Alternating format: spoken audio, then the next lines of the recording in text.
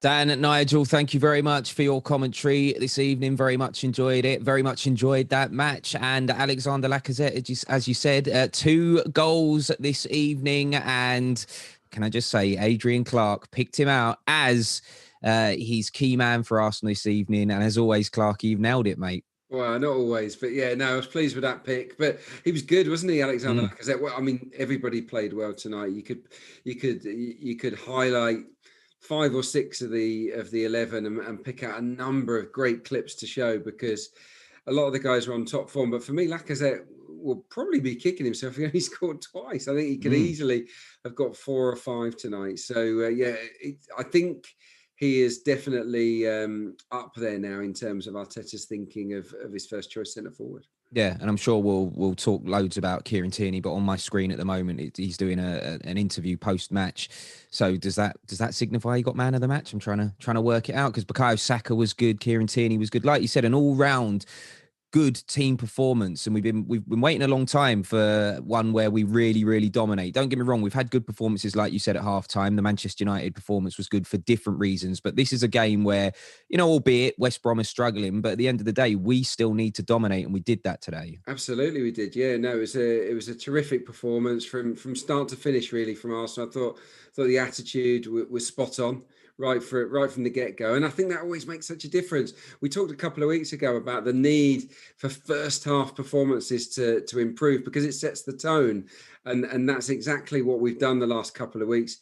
Not at Brighton so much, but against Chelsea and here tonight, it was terrific. It really was. And West Brom couldn't handle us. I mean, we were too good. When good players play at a fast intensity, at real pace, they're so hard to live with. And inferior players, like we see at West Brom, they can't hack it, unfortunately. And today we just had that little bit of swagger back. And I have to say that the young boys again were outstanding. Saka and Smith Rowe, in terms of their input in this performance. Really good stuff. Yeah, absolutely unbelievable. And we did all this, and we should point out, we did all this when, Aubameyang's not exactly in his richest vein of form. So, if he can find his feet over the next few weeks, and we can continue this as a team, we'll be in a really good position. Definitely. You could see that Aubameyang was desperate to score a goal, couldn't you? And it's just not happening for him at the moment. Every player, every great player has these dips from time to time. He's going through that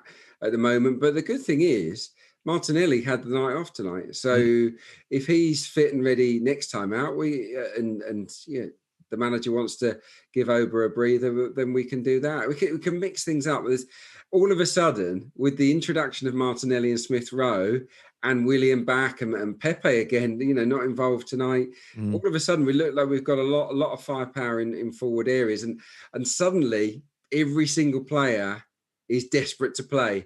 And they're desperate to play because the team is on fire now, and we're scoring goals, and that can only be really healthy. I just want to say as well that I thought tonight Ceballos was excellent. He won't get a lot of credit, I'm sure, in terms of the bigger picture tonight, because it wasn't really about him, but in terms of breaking up the play and just retrieving possession and then playing a forward pass, I thought he was really good. And I think it was a performance from him that Mikel Arteta will have enjoyed, and I think that Ceballos might just leapfrog Mo Elneny now in the pecking order, and maybe start next time out as well. Well, it's the position that Mikel Arteta himself used to play, isn't it? So he definitely would have been keeping a keen eye on that. And also, it's worth pointing out, Adrian, that Thomas Partey back in training, so he'll be back in contention in the next few weeks as well. So we've got all these players coming back. Everybody seems to be playing well at a good time. We're slowly creeping up the table as well, which is nice. It took a while, didn't it? Let's be honest. It's been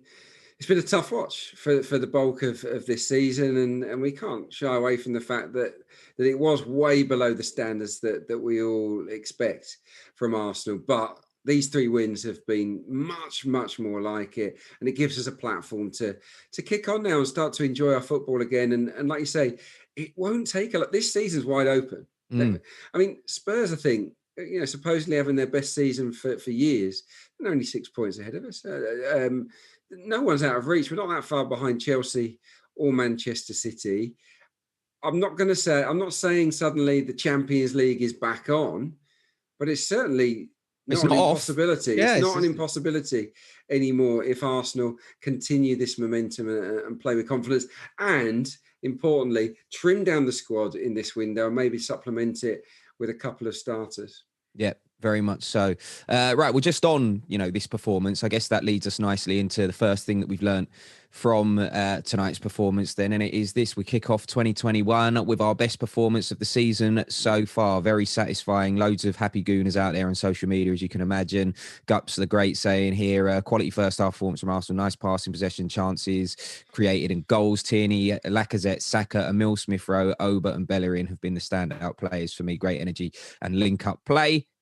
We got Kev AFC here who says best first half performance of the season so far, and Saka still the best young player in the league. Yes, Saka absolutely unbelievable in this game. And Orbinio, of course, who does a lot of the stats and stuff for Arsenal here, says this is the most shots Arsenal have ever managed in the Premier League first half under Mikel Arteta.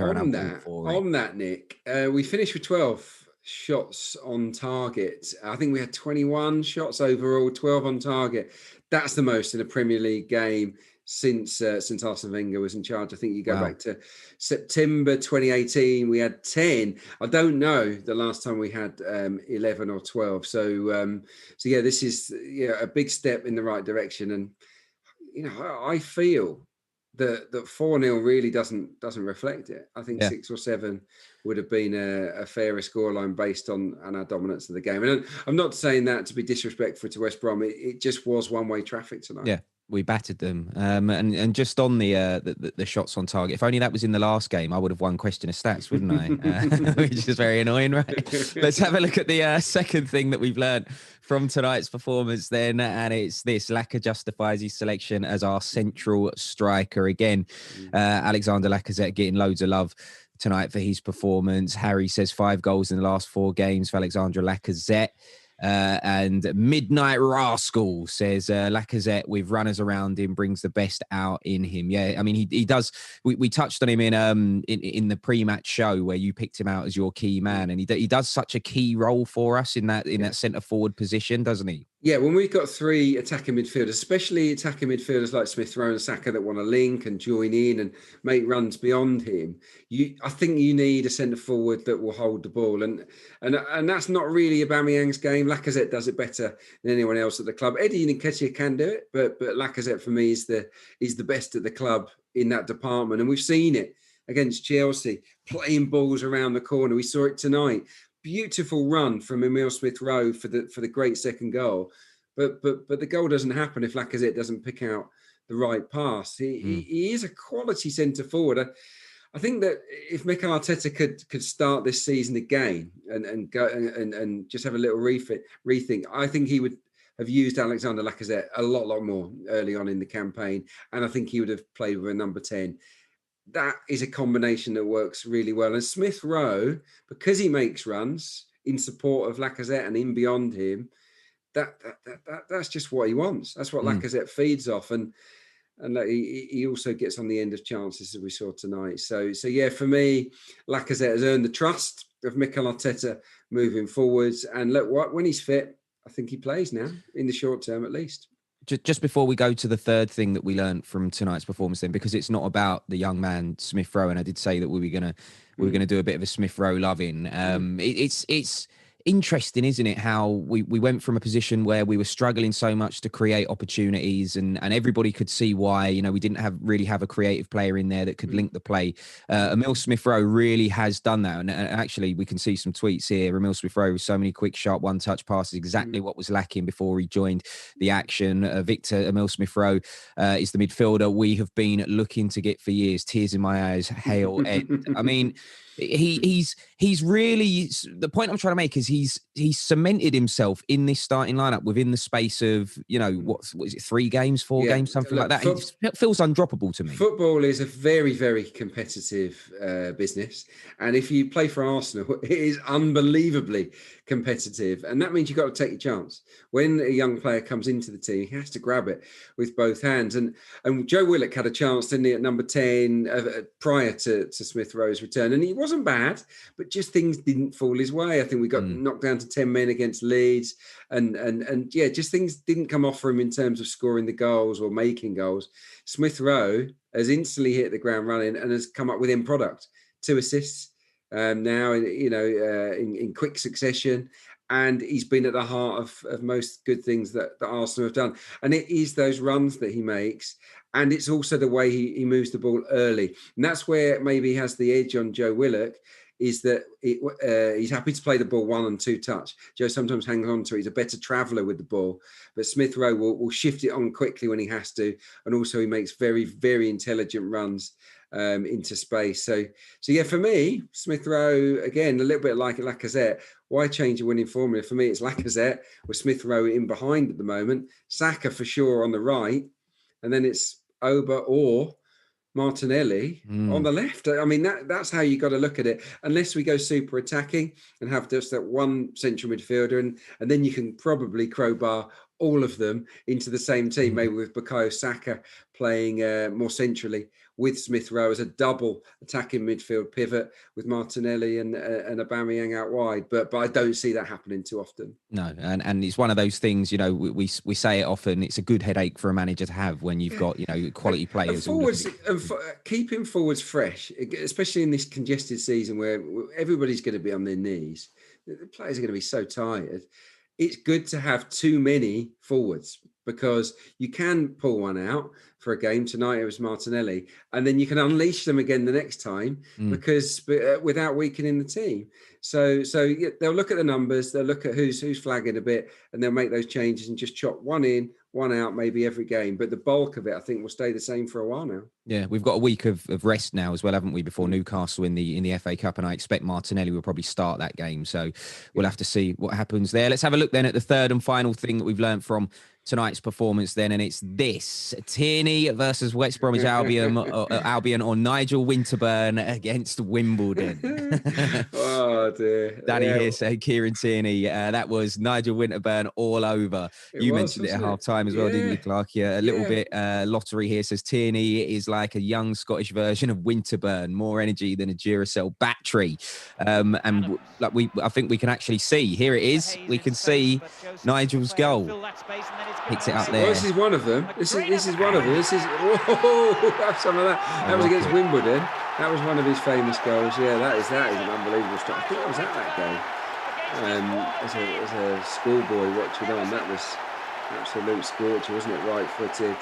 That is the one. That's the one I was thinking. Yeah, I was getting muddled up with the Chelsea goal, but this was this good old swinger. He has leathered that. Yeah. Now, for me, Nigel's is a better strike than Kieran Tierney's, because he puts his laces through the ball, whereas Tierney kind of caressed it, didn't he, into the far corner. Yeah. So Nigel with his swinger has taken more of a risk there, but what Tierney does in the build-up kind of eclipses it, doesn't it? Because he knocks the ball past him, sort of mugs him off a little bit, the right back. Yeah. That's not enough. He then throws some shapes. The guy falls on his on the floor, and then he gets the curler. So look, I think for degree of difficulty, and I hope Nigel will forgive me here, I think Kieran Tierney nicks it. And I love Nigel, and I love his commentary, and he is awesome. And that goal was brilliant. But Tierney's was the full package, wasn't it? You better hope Nigel's dropped off of this Zoom conversation we're on, otherwise he's going to be absolutely furious. Nigel's hit was better, but yeah,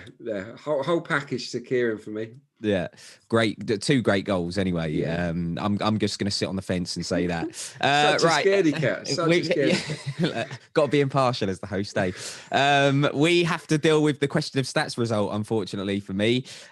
So today we were talking about possession, and you could have like a 4% kind of chunk to yourself. That's how it was going.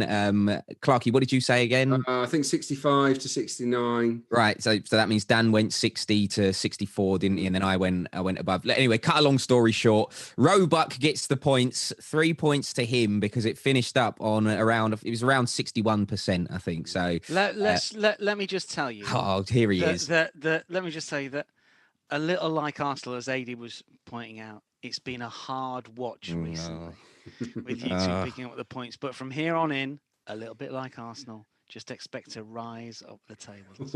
Fighting talk. Yeah, that is real fight. It's shocking for me. Shocking for that. I think. Well, he got first dibs tonight, so it was a little bit unfair, wasn't it? But we won't go there. We won't show sour grapes. Well played, Dan. Should be deducted points for that, really, though, shouldn't he? You can only beat what's in front of you. Yeah. Right, listen, fellas, thank you very much for your company this evening. As always, we are back in a week's time for that FA Cup clash. 3rd round, we get our FA Cup campaign underway as we look to defend the cup that we won last season. So make sure you join us as we welcome Newcastle to the Emirates Stadium. It's a 5:30 kickoff, so log on to arsenal.com and the app at around 5 o'clock, and we'll see you then. Take care.